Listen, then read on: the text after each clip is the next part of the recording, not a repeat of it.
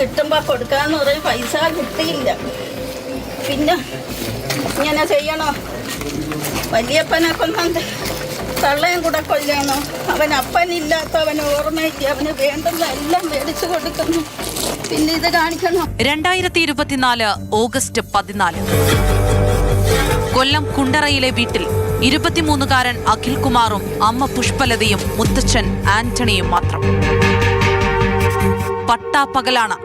ലഹരിക്കടിമയായ അഖിൽകുമാർ വീട്ടിൽ സ്ഥിരം പ്രശ്നക്കാരനാണ്.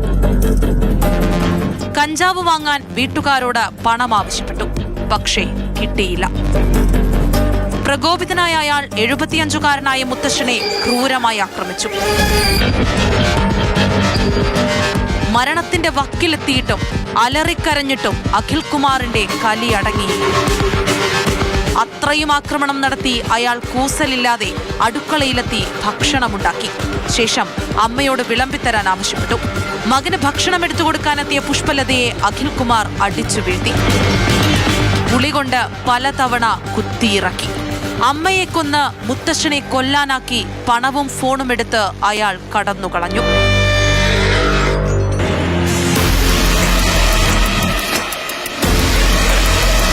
മൂന്ന് ദിവസങ്ങൾ കഴിഞ്ഞു.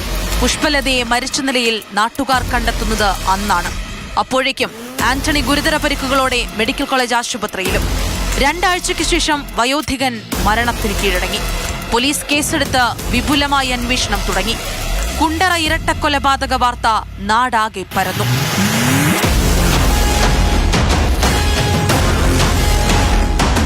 വീട്ടിൽ നിന്നും കാണാതായ അഖിൽകുമാറിനെ കേന്ദ്രീകരിച്ചു തന്നെയായിരുന്നു തുടക്കം മുതലേ അന്വേഷണം. പക്ഷേ അപ്പോഴേക്കും അയാൾ കേരളം വിട്ടിരുന്നു. അനാഥനാണെന്നും കിടക്കാൻ ഇടം വേണമെന്നും പറഞ്ഞ് സഹതാപം പിടിച്ചുപറ്റി 23-കാരൻ.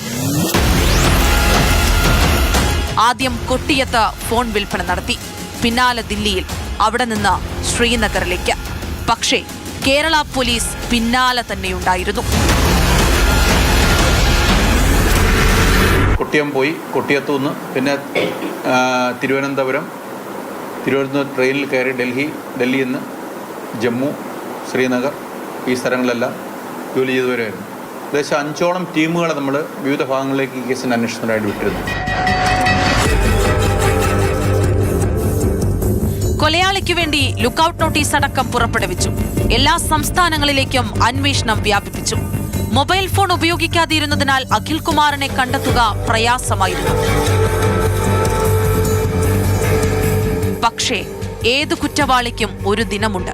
അയാൾ തന്നെ അറിയാതെ നൽകുന്ന ഒരു തെളിവ്. അങ്ങനെ കൊലപാതകം നടന്ന് 4.5 മാസം കഴിഞ്ഞു. കശ്മീരിൽ നിന്ന് ഒരു വിവരമെത്തി. ഇരട്ടക്കൊലക്കേസ് പ്രതി ശ്രീനഗറിലുണ്ടെന്ന്.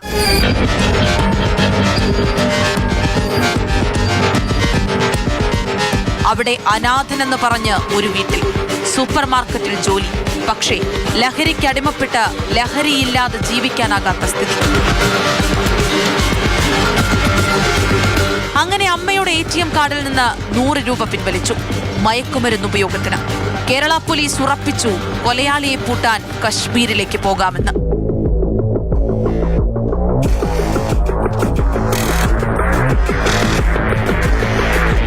നാലു വർഷം മുൻപ് അമ്മയെ കൊല്ലാൻ ശ്രമിച്ച ശേഷം സോളോ ട്രിപ്പ് പോയ സൈക്കോപാത്താണ് അഖിൽകുമാർ. അങ്ങനെ കശ്മീരും പരിസരവും എല്ലാം പരിചിതം. കൂട്ടുകാരില്ല, എല്ലാം മയക്കുമരുന്ന് മാത്രം. +2 വിദ്യാഭ്യാസം പൂർത്തിയാക്കിയിട്ടില്ല. 3 ഭാഷകൾ അനായാസം കൈകാര്യം ചെയ്യും.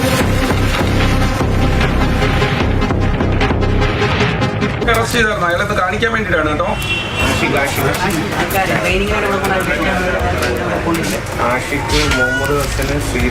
കുടുംബ പ്രശ്നങ്ങൾ മയക്കുമരുന്ന് ഉപയോഗത്തിൽ എത്തിച്ചെന്നാണ് അയാൾ പറഞ്ഞത്. കഴുത്തിൽ ടാറ്റു ചെയ്തിട്ടുണ്ട്. ടോക്ലെസ് ഡു മോർ. അതുതന്നെയാണ് അഖിൽകുമാർ എന്ന കൊലയാളിയുടെ ജീവിതവും വരച്ചിടുന്നത്.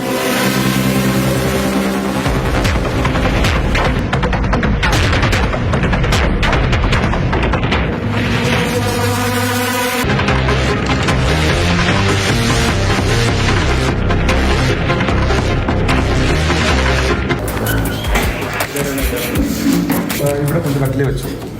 എന്നിട്ട് പിന്നെ ഓംലെറ്റ് അടിക്കാൻ പോയി. എന്നിട്ട് അമ്മയെ വിളിച്ചു. അമ്മ വന്ന് എവിടെ വരെ വന്നു, വാതിൽ തുറന്നു ഇവിടം വരെ വന്നു. അത് ഈ ബാക്ക് വന്നു, ഇവിടെ വെച്ചിരുന്നു. ഒന്ന് കഴിച്ചിട്ട് ഉള്ളി കൊണ്ട് തല കുത്തി പിന്നെ അത്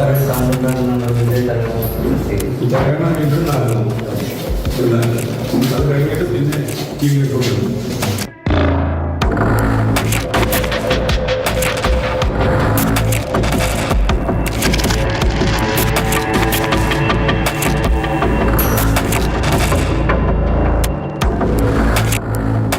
ഒരു നാടിനെയാകെ ഭീതിയിലാഴ്ത്തിയ ഇരട്ടക്കൊലപാതകത്തിൽ കൊലയാളി വിചാരണ കാത്തു കിടക്കുകയാണ്.